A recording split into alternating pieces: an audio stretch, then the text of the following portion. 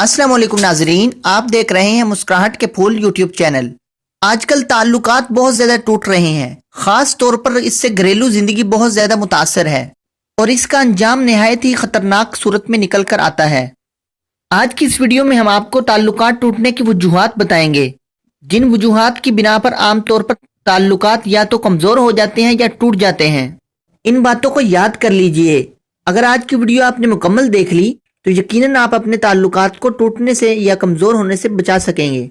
जब कोई एक दूसरे से माली तौर पर गैर जिम्मेदार हो, जब कोई एक दूसरे से गैर महफूज और गैर हसास हो, जब कोई एक दूसरे से मोहब्बत न करता हो, जब कोई एक दूसरे से ईमानदारी से पेश न आता हो, तो ताल्लुकात टूटने लगते हैं। इसी तरह जब दोनों अपनी अपनी में पड़े हुए हों, जब एक दूसरे से अपनी गलती की माफी ना मांगे और पुरानी गलतियों पर पर्दा डालने की जगह याद रखें, तो ताल्लुकात टूटने की तरफ रवा दवा हो जाते हैं।